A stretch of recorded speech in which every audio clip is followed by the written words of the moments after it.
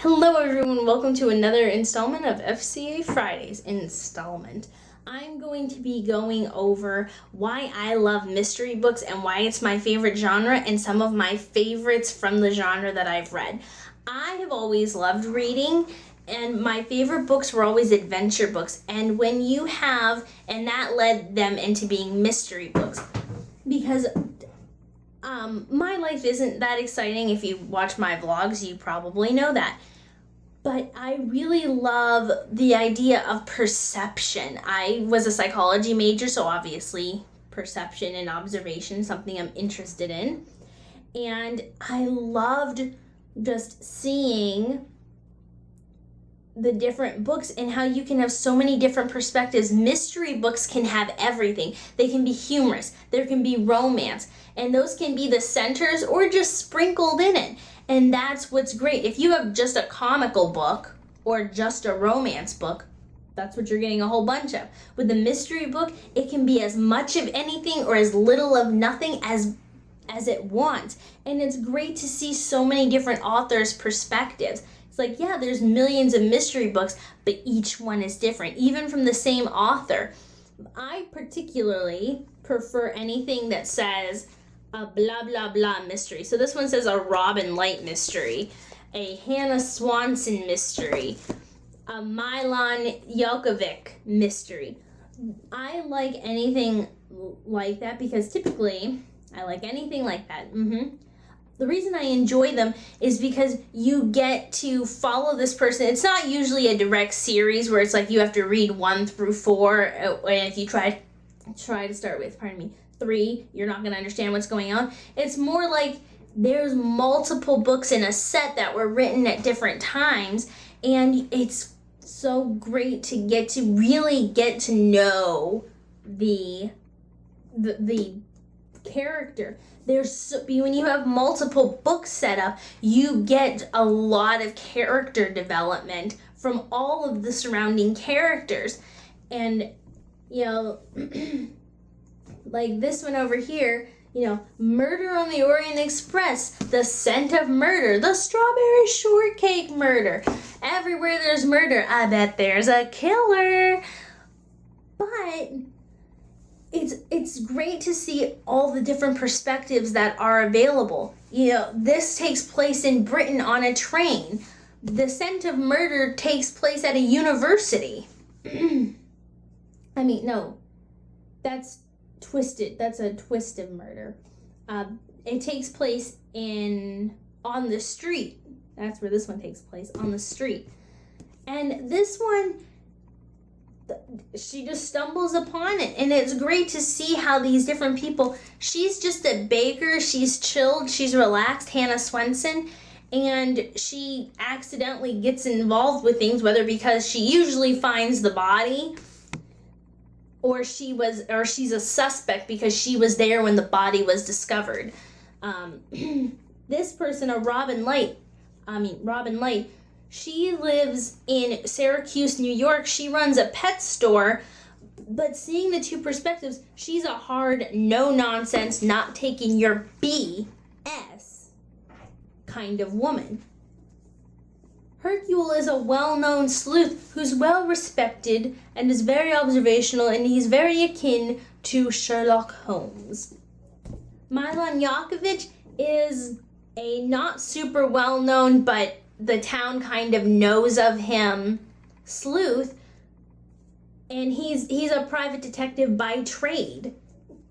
And it's really cool to see how there's like a male versus female perspective, how there's a hard, no-nonsense person versus somebody who's known in the trade for being cool-headed and relaxed. And it's so interesting to me to get to know these people on those really deep levels that you don't get from a comic book or from romances. You just hear about their romantic adventures. Here, you can find out about their romantic adventures and the betrayals, if there are any, on the way. Something like Holiday Inn is a little bit more for kids. Definitely more for kids, let me rephrase that. But it's great to see how one person is the detective, the cat, but the story is told from the perspective of the dog, leaving a lot of room for interpretation from the reader. Like, did that actually take place, or was the cat being crazy? Something like this, Once Upon a Dark November, this is such a small book, but there's so much packed into it, and it's such a thrilling adventure where there's an innocent girl who's doing her after-school job helping out a neighbor, and suddenly she's involved with the police in a murder as both a possible suspect and as a possible victim. And it's all leading up to a grand finale of, oh, did not see that coming. And that's what I like about murders. I love the twist endings that they give. They're not super straightforward. It's not, and the best part is sometimes the killer, they get discovered, but they don't get caught. They get off the hook and they're allowed to go out into the world again. Sometimes they don't get caught and bad things happen to the main characters. It's not, especially in the more adult books, there's not always a straightforward answer. Sometimes it's like, yeah, the killer was caught, but that abusive mom is still on the loose and we still know about her. And it's just, and I love these because I can't put them down. I love when I can't put a book down, or when it's an audiobook when I can't stop listening. I like getting to know that particular sleuth style. Robin doesn't mind breaking the laws. She kind of does a vigilante kind of thing to get what she wants. Meanwhile, Milan Yakovic works so closely with the police that he can't do anything wrong, or he'll get arrested and get in trouble and lose his license. She doesn't have a license, so she doesn't care about losing it and breaks every law to get what she needs. And sometimes she gets punished for it. And those are the kind of differences that a murder or a mystery book, and sometimes mystery books don't have to be about murder. Sometimes it's about theft. Sometimes it's about embezzlement. Sometimes it's about fraud.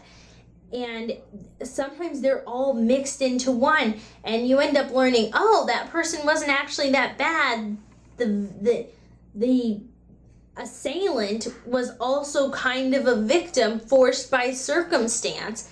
And it's great to see how sometimes you kind of hate the sleuth. You dislike the main person. And sometimes, but you can't get enough of them. And sometimes it's just great to see their interactions. But yeah, I'm very happy to get to be surrounded by so many authors and have a time period where there's books everywhere. And I was just sharing that with you for my FCA Friday for this week. I hope that your summer is going well. I hope that your gardens are going well, and you should join me on the rest of my adventures, humans. Remember, in August, I'm going to be daily vlogging every day in August because it's my birthday month, and I hope that any holidays and camping trips are going well for your summer, and I hope that you have a lot of mysteries, whether it be in books, and if it is in real life, I hope that you're not in any danger. Join me on my adventures, humans!